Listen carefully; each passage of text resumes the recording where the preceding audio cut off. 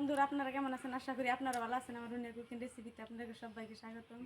তো আজকে দেখতে পাচ্ছেন কত্তুরি মাছ আনছে। তো এই মাছ আমি আজকে রেসিপি বানাবো। কত্তুরি মাছ দেব, নদীর মাছ, নদীর থেকে মাইরে আনছে। তখন আমি মাছটি করে নিমু।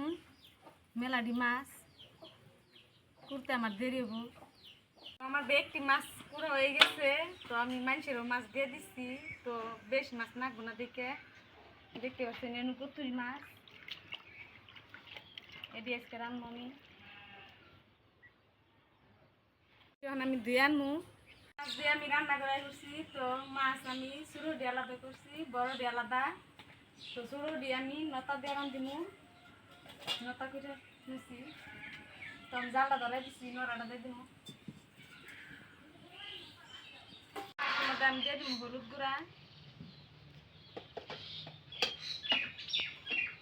দিয়ে দিব মরিচের গুঁড়া আর লবণ দিয়ে আমি মাছটা মাখাই নিব।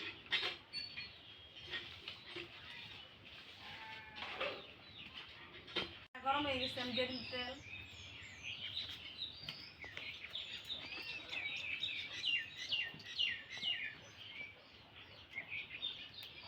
তেলটা গরম হয়ে গেছে, দিয়ে দিব মাছ। আমি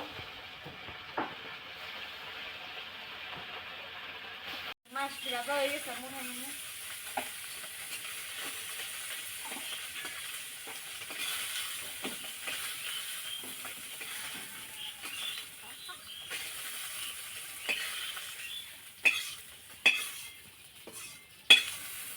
আমি তেল দিয়ে দিব।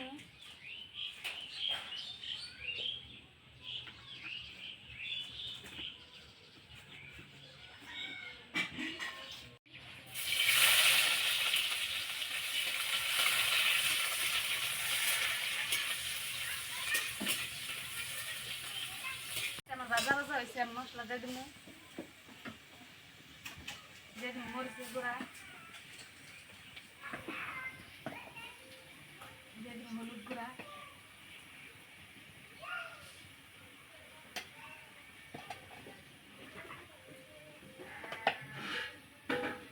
দিয়ে দিব ধনিয়ার গুঁড়া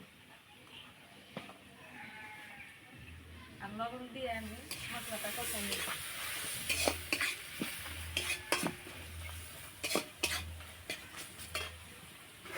মতো আমি দিয়ে দিচ্ছি, মতো দিয়ে মারা দিব।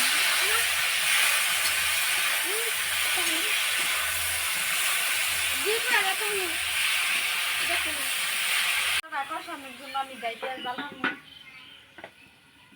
তো ঢাকনি গুছাই আমি দেখি। তো মশলা আমার মিল লাগে গেছে না, তো আমি বুঝবেন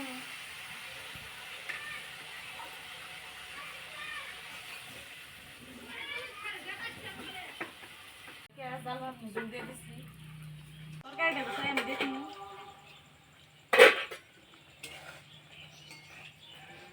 তো তরকারিটা প্রায় আধা হয়ে গেছে। তো আমি দিয়ে দিই উপর দিয়ে মাছ।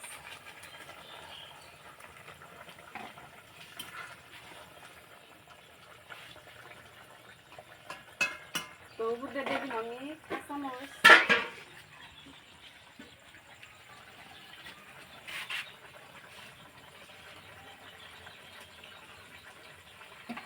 দিয়ে আমি কিছুক্ষণ জাল ফিরে নিব। তরকারিটা গুছাই দেখি মরছি নাকি। তো তরকারিটা আমার হয়ে গেছে, ঝুলে কিন্তু না দেখছি একটু ঝুল। তো আমি নামাই নিব।